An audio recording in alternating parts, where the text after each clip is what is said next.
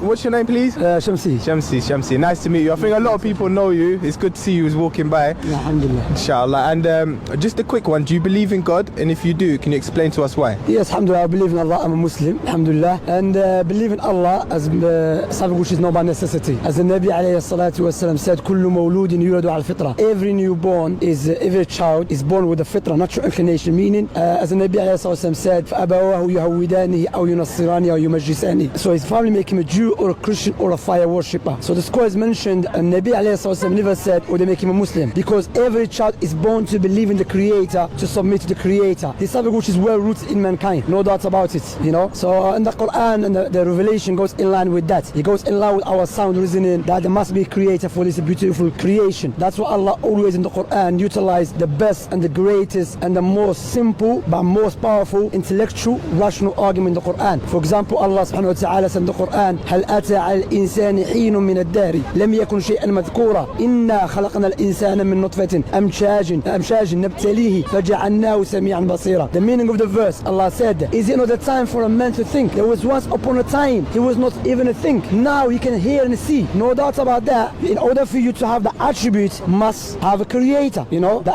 attribute of hearing and seeing. It cannot come from nothing. As Allah in the other verse mentioned, أَمْ خُلِقُوا مِنْ غَيْرِ شَيْءٍ أَمْ هُمُ الْخَالِقُونَ. Would they create by nothing or did they create themselves? You understand? So as Allah subhanahu wa ta'ala mentioned, we were nothing. Now we have hearing and seeing. So therefore, Allah, someone create us, and the creator must possess knowledge, power, ability. As Ibn al-Qayyim, may Allah have mercy upon him, mentioned, one of the Muslim scholars, he said, when you reflect upon Allah's creation, you can see there's wisdom behind it, the effect of wisdom. You can see there's order, organized, programmed, like even ourselves, nose next to our mouth before we eat, we smell the food, understand? Likewise, you can see the knowledge behind it. Likewise, you can see the ability behind it. So believe in God, something which is well rooted, it goes in line with our sound reasoning and our natural inclination. That's why, and sorry for going, that's why all the prophets and messengers, they never came to their people telling them to believe in God. All of them came to call people to worship God alone, because mankind are well rooted to believe in God. However, because they have a guideline, they start worshipping someone besides Allah, trees or righteous people and so on. This not believing God is something new, by the way, you know, it's something new. And even our time, for example, Richard Dawkins, he said, when I start looking at the creation, he didn't say the creation, at the universe, is like something would imitate me to worship something. So what's happening to him now, his natural inclination, his fitrah is making him speak. However, because he's an arrogant person, he said, but we think it's designed and it's beautiful, but it's illusion. So deep down he knows it is well designed and everything, but arrogance kicked in, where he said it's delusion. SubhanAllah. That's quite deep, man. That's quite deep. Well, thank you, Jazakallah. May Allah give us sincerity. Anything else you would like to say before we let you go? Before I go, my advice to me first, and to my brothers and sisters in Islam out there, that we have to learn our deen. That's my advice all the time. If you watch my videos, I always advise the brothers, learn our deen. And we have to understand we live in a time when there's a lot of trials and tribulations. And our Prophet Muhammad alayhi salatu wasalam told us the cure and the disease. So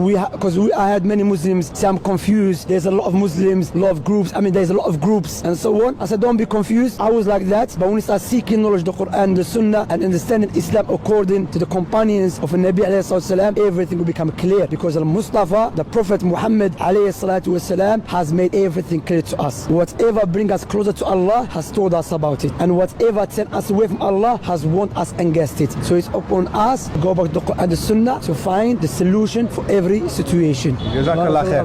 And go back to check our channel, do as da'wah. Inshallah. That's da'wah, you know, inshallah. May Allah bless you, my brothers. Inshallah.